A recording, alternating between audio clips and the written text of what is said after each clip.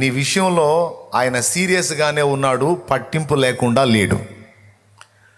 కానీ మనకున్న పరిస్థితులను బట్టి మనకు అలా అనిపిస్తుంది.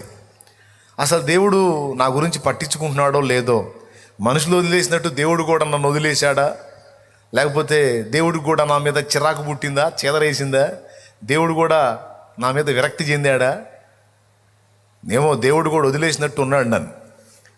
కొంతమంది అంటారు దేవుడు కూడా నా మీద జాలి పడట్లేదు అన్నయ్య అని.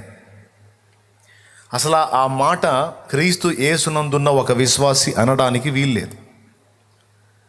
యేసు ప్రభుని ఎరగని ఒక అన్యజనురాలు ఆ మాట అంటే అందులో అర్థం ఉంది. ఎందుకంటే సత్యం వారికి తెలియదు గనక, వారు అజ్ఞాన దశలో ఉన్నారు గనక ఏది పడితే అది మాట్లాడతారు. క్రీస్తు యేసునందున్న మనం అలా మాట్లాడడానికి వీల్లేదు అంటుంది వాక్యం. ఎందుకంటే ఎప్పుడైతే నీవు సత్యవంతుని తెలుసుకున్నావో, ఆయన రెక్కల నీడకు వచ్చేసావో, ఇప్పుడు దేవుని నువ్వు ఎరుగుట ద్వారా ఆయన చేత ప్రత్యేకంగా నీవు ఎరుగబడినావు. ఇప్పుడు దేవుడు నీకు తెలుసు, ఇది ఎంత నిజమో దేవునికి నువ్వు ఇంకా బాగా తెలుసు. దేవుని విషయంలో నీకెంత సీరియస్నెస్ ఉందో, నీ విషయంలో దానికి ఇంకా 1000 రెట్లు ఎక్కువ దేవునికి చాలా సీరియస్నెస్ ఉంది. దేవుడు నిన్ను లక్ష్యము చేయుచున్నాడు అని స్పష్టంగా పరిశుద్ధాత్ముడు రాయించాడు. ఈ మాట ఎంతమంది నమ్ముతున్నారు? నువ్వు ఎంత ఇబ్బందుల్లో ఉన్నావో తెలుసు, ఎంత ఆనందంలో ఉన్నావో తెలుసు, ఎంత విమర్శలో ఉన్నావో తెలుసు, ఎంత శోధింపబడుతున్నావో తెలుసు, ఎంత దుఃఖ సహితంగా ఉన్నావో తెలుసు, ఎంత ఆనందంగా ఉన్నావో తెలుసు, ఎంత తృణీకరింపబడ్డావో తెలుసు, ఎంత ఘనత పొందుతున్నావో తెలుసు, మొత్తం తెలుసు. నీ ఆకలి తెలుసు, ఆవేదన తెలుసు, వస్త్రహీనత తెలుసు, బలహీనత తెలుసు, నువ్వు మంచంలో ఉన్న సంగతి తెలుసు, లేదా నువ్వు ఆరోగ్యంగా తిరుగుతున్న సంగతి తెలుసు, నీ పిల్లలు ఏ స్థితిలో ఉన్నారో తెలుసు. మొత్తం నిన్ను గూర్చిన సంగతులన్నిటినీ ఆయన ఎరిగి ఉన్నాడు. అంతేకాకుండా నీ విషయంలో ఆయన చింత కలిగి ఉన్నాడు. కొంతమంది బాధపడతారు, కనీసం నా గురించి ఆలోచించే వాళ్ళు లేరన్నా. ఇతరుల సమస్యల గురించి నేను ఆలోచిస్తాను, కానీ అందరూ నన్ను వాడుకుంటారు, కానీ నన్ను ఒక మనిషిగా గుర్తించి నా గురించి ఆలోచించే వాళ్ళు కానీ, నా గురించి చింతపడేవాళ్ళు కానీ ఒకళ్ళు కూడా లేరన్నా అని కొంతమంది ఆవేదన పడుతూ ఉంటారు. కొంతమంది భార్యలు భర్తల మీద చెబుతుంటారు, ఆయన కోసం అన్ని తిప్పలబడి చేస్తానన్నా, అసలు నా గురించి అసలు ఆలోచించడన్నా, అస్సలు పట్టించుకోడన్నా, నేను ఒక దాన్ని ఉన్నానన్న సంగతే పట్టించుకోడన్నా, నాకు ఒక మనసు ఉంది, నాకు ఒక ఆలోచన ఉంది, నాకు ఒక కోరిక ఉంది అన్నది ఏం పట్టించుకోడన్నా, నన్ను ఒక యంత్రంలాగా చూస్తాడన్నా, చాలాసార్లు నాకు జీవితం మీద విరక్తి పడుతుంది అన్న ఆయన దెబ్బకి అన్న తల్లులు ఉన్నారు. అలాగే పురుషుల్లో కూడా కొంతమంది ఏం బెదరు అసలు పట్టించుకోదా, కష్టపడి వెట్టి చాకిరి తీసుకొచ్చి డబ్బులు ఇస్తానా, ఆ డబ్బులు తీసుకోవటం ఏందో, ఆ డబ్బులు లెక్కేసుకోవటం ఏందో, అవి ఇవి అని వాటి కట్టేయటం ఏందో. అరే నేను ఒకడిని మనిషిని ఉన్నాను, నాకంటూ కొన్ని ఆలోచనలు ఏం పట్టించుకోదా.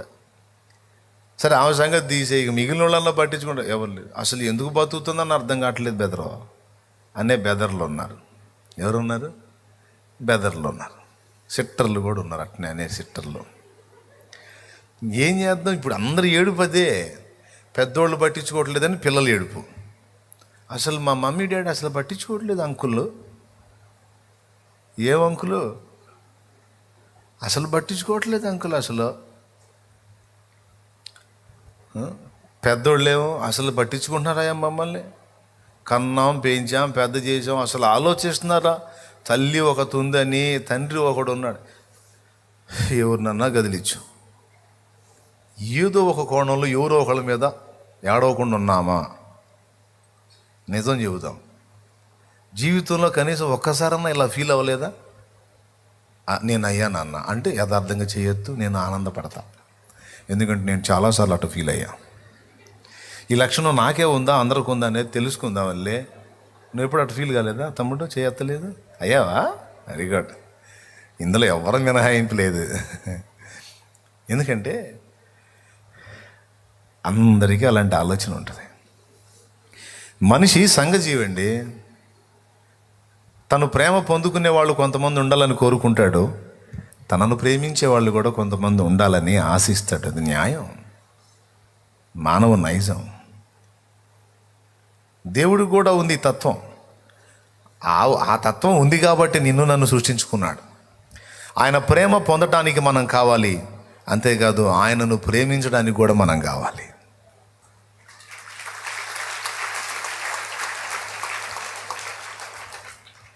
పొద్దంతా ఆ జాబ్ చేసో, ఆ వ్యాపారం చేసో, ఆ పని చేసో ఇంటికి వచ్చేటప్పుడు సంచి నిండా ఆ కాయలు అవి ఇవి స్వీట్లు అవి ఇవి తీసుకొస్తాడా నాన్న?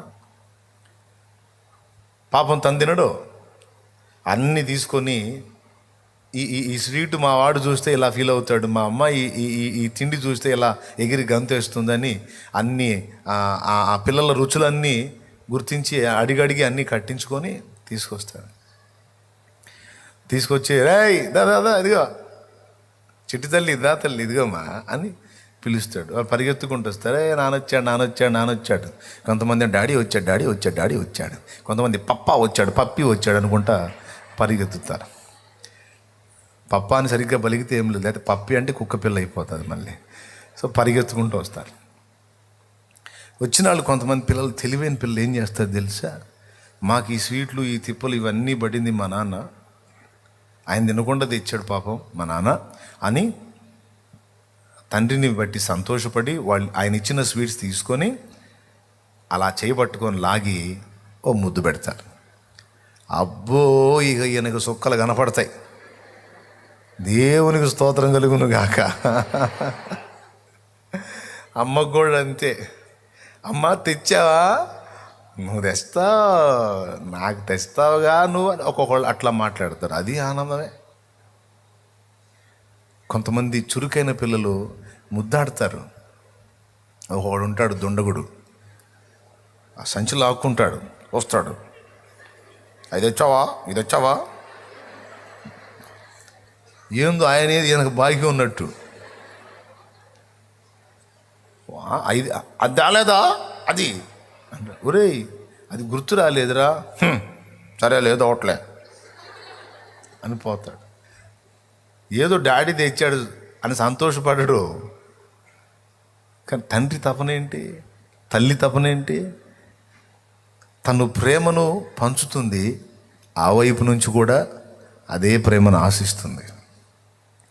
దినమంతా చాకిరీ చేసి వచ్చిన సంపాదనతో తీసుకొచ్చి బిడ్డకి పెడతారు.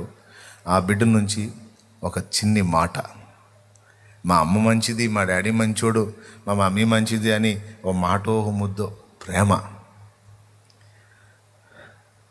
అలా ఎవ్వరూ లేరనుకో తన ప్రేమను పంచుకోవడానికి. అసలు బ్రతికే వేస్ట్ అనిపించింది. నన్ను గుర్తించేవాళ్ళు, నన్ను ప్రేమించేవాళ్ళు, నా గురించి ఆలోచించేవాళ్ళు, నన్ను పట్టించుకునేవాళ్ళు ఒక్కళ్ళు కూడా లేనప్పుడు నా జీవితం ఎందుకు?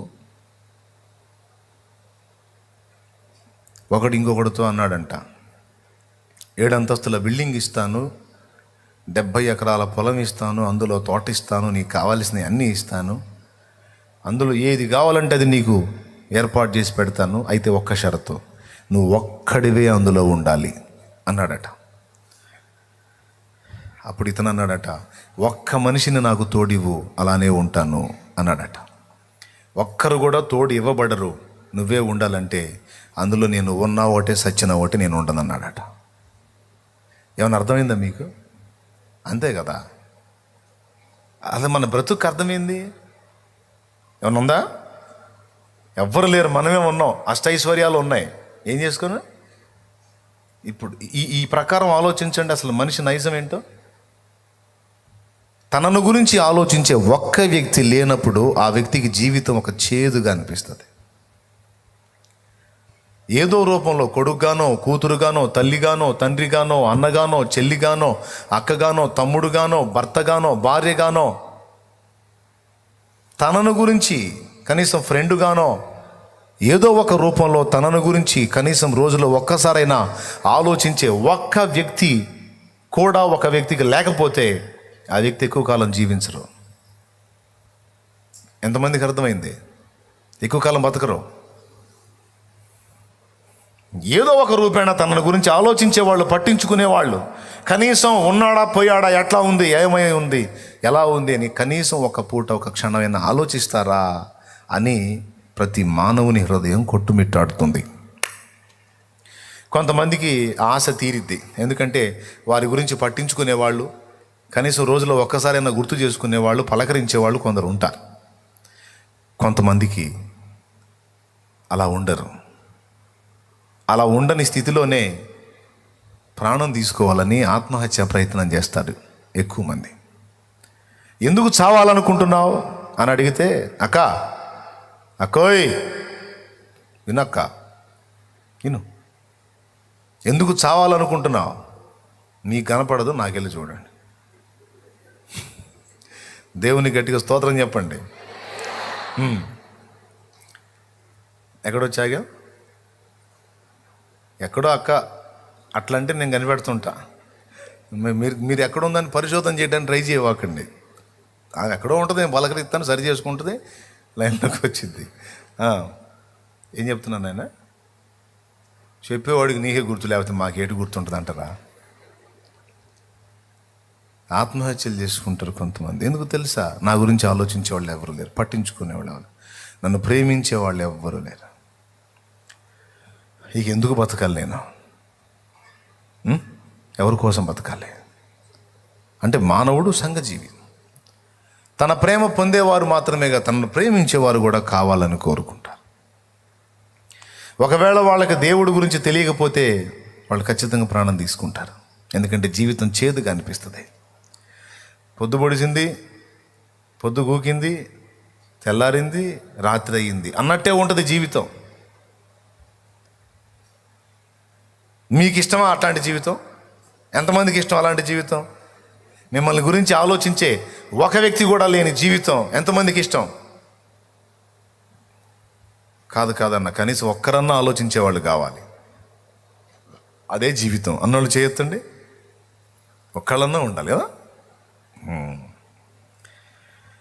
కొంతమంది ఉంటారండి కుటుంబ సభ్యులు,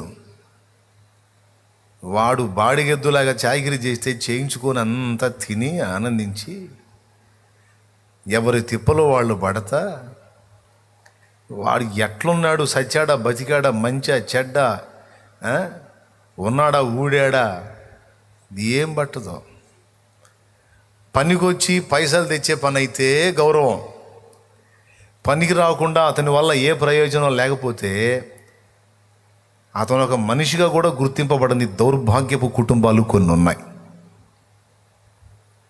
కొంతమంది స్త్రీలను కూడా అంతే చూస్తారు కుటుంబాల్లో. పిల్లలు అమ్మ కని పెంచి పెద్ద చేసి నానా బాధలు పడి ఊడిగం చేసి ఒక అంతస్తు తీసుకొచ్చి వాళ్ళకంటూ జీవితాలు ఏర్పరిచిన తర్వాత మొన్న ఆ మధ్య వృద్ధాశ్రమానికి వెళితే ఆమెకు 4-5 పిల్లలట. ఒకరిద్దరు కన్ను మూశారు, 3 ఏమో ఉన్నారు. నమ్మకంగా తెచ్చి ఆ వృద్ధాశ్రమంలో వదిలిపెట్టి పోయారు. ఈ ఆశ్రమం నుంచి ఎప్పుడన్నా ఆమె తపన ఆగక ఫోన్ చేపిస్తే పొరపాటును కూడా ఫోన్ ఎత్తరంట. నేను వచ్చి సంవత్సరం దాటిపోయింది బాబు, ఇంతవరకు ఒకళ్ళు కూడా రాలేదు అని ఏడిసింది ఆ తల్లి. ఇంతవరకు ఒక్కళ్ళు కూడా రాలేదయ్యా అని ఏడ్చింది. ఏమనాలి ఆ కుటుంబాలని? అదే అమ్మ కాస్తుందనుకో, అమ్మ పేరున ఓ 10 ఎకరాల పొలం ఉందనుకో, అమ్మకి బాగా బంగారం ఉందనుకో, అమ్మ పేరున అక్కడక్కడ 4-5 ప్లాట్లు ఉన్నాయనుకో, అమ్మా లమ్మా లమ్మోయ్ అనుకుంటే ఎంటబడతారు. అది గాజేసిందాకా. అంటే మేము అందరినీ కాదులేండి, కొంతమంది దుర్మార్గపు పిల్లలు ఉన్నారు, వాళ్ళ సంగతి చెబుతున్నా. అదంతా వైనం చేసిందాక ఇక అమ్మ లేదు గిమ్మలేదు, ఎవడికి పనికి వచ్చింది? పాపం నమ్మి వైనం చేస్తే అంతా తీసేసుకొని అమ్మ ఇచ్చినవన్నీ కావాలి, అమ్మ మాత్రం బరువు.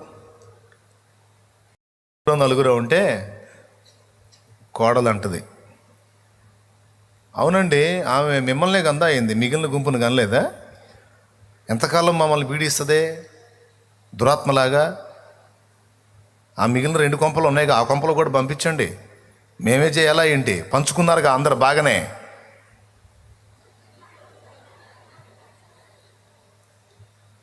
ఈ కనపడిద్ది, పెద్దోడా పోతాలేయా, రెండో వాడి దగ్గరికి పోతాలే. స్టార్టింగ్లోనే బిల్డప్ ఇస్తాడు, ఎందుకమ్మా ఏం వద్దులేవుడా అంటాడు. ఇంకో 2 డోసులు పడింది అనుకో, ఏదమ్మా మరి ఏంది, నేను నాలాగా వాళ్ళు కూడా పుట్టారుగా, హలో అరే నేను మొన్ననే చెప్పా కదరా పోతాదా, సరే ఇప్పుడు చెబుతున్నాలే పో. అమ్మ బరువు ఇళ్ళమ్మడి తిప్పుతారండి, వాడికి బాధ్యత ఉంది, వీడికి బాధ్యత ఉంది, వాడికి బాధ్యత ఉందని. ఏమరా బాబా, ఏమ్మా కోడలమ్మా, నీకు అదే వచ్చిందిగమ్మా రేపు. మా నాన్న చెప్పేవాడు, ఎప్పుడు చెప్పాడయ్యా జాగ్రత్తరా, తాతకు పెట్టిన బొచ్చ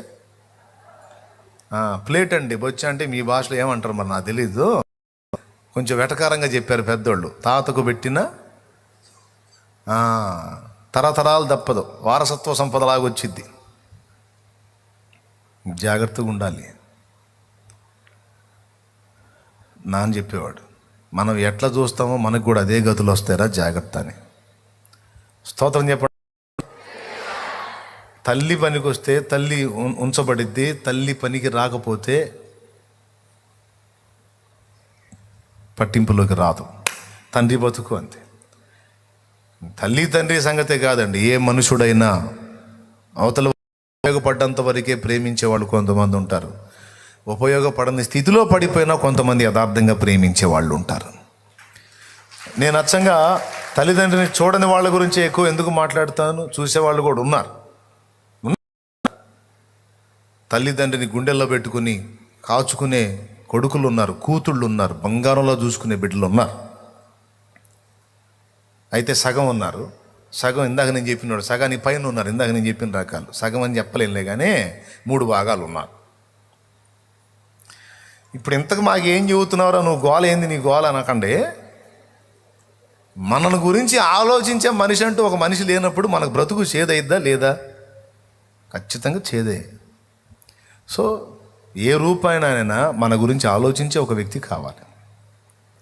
మరి ఏం చేద్దాం? కొంతమందికి అవకాశం ఉంది, కొంతమందికి లేదు. మరి వాళ్ళందరికీ చావాల్సిందేనా అంటే అవసరం లేదు అంటుంది ఇందాక చదివిన వాక్. నీ కొడుకు నిన్ను తల్లి అని గుర్తించకపోయినా, నీ కొడుకు నిన్ను తండ్రి అని పట్టించుకోకపోయినా, నీ తోడబుట్టిన వారు అన్నా చెల్లి తమ్ముడు అక్క అని నిన్ను లక్ష్య పెట్టకపోయినా, నిన్ను కన్నవాళ్ళు నిన్ను వదిలేసి వెళ్ళిపోయినా, లేకపోతే కాలం చేసినా అంటే కన్ను మూసినా, నువ్వు ఎవరికి ఏమీ కాకపోయినా, ఒక్క మాట, నిన్ను తన చేతులతో నిర్మించుకున్న సృష్టికర్త ఒకడున్నాడు. అందరికీ నువ్వు బరువైన భారమైన ఆయనకు నువ్వు బరువు కాదు. అందరికీ నువ్వు ఏమీ కాకపోయినా ఆయనకు మాత్రం ఖచ్చితంగా నువ్వు బిడ్డవి. ఎవ్వరు నిన్ను లక్ష్య పెట్టకపోయినా, ఎవ్వరు నిన్ను గురించి ఆలోచించకపోయినా, నిన్ను సీరియస్గా లక్ష్య పెట్టేవాడు, నిన్ను అరచేతుల్లో చెక్కుకున్నవాడు యేసయ్య ఉన్నాడు. కాబట్టి ప్రియమైన బిడ్డలారా, ఇక్కడ కూర్చున్న వాళ్ళు కావచ్చు, లైవ్లో చూస్తున్న వాళ్ళు కావచ్చు, తర్వాత ఇది అప్లోడ్ అయినాక చూసేవాళ్ళు కూడా కావచ్చు, ఈ మాట గుర్తుపెట్టుకోండి. నా గురించి ఎవరూ ఆలోచించట్లేదు, నన్ను ఎవరూ పట్టించుకోవటం లేదు, నేను ఏమైపోతున్నానని కనీసం నన్ను అర్థం చేసుకునే వాళ్ళు లేరు, నేను ఎందుకు బతకాలి, సస్తే బాగుండు కదా అని అనుకునే వారలారా, మీ విషయమై చింతించువాడు ఒకడున్నాడు, ఆయన పేరు నజరేయుడు యేసు. మీ కొరకు విజ్ఞాపన చేసేవాడు ఆయన. మీ విషయంలో దృష్టి నిలిపి నిన్ను విడువక ఎడబాయక భూమి మీద నీకు తోడై ఉన్నవాడు ఒకడున్నాడు, ఆయన పరిశుద్ధాత్మదేవుడు. నిన్నెంతో ప్రేమించే తండ్రి ఉన్నాడు, ఆయన పరలోకపు తండ్రి.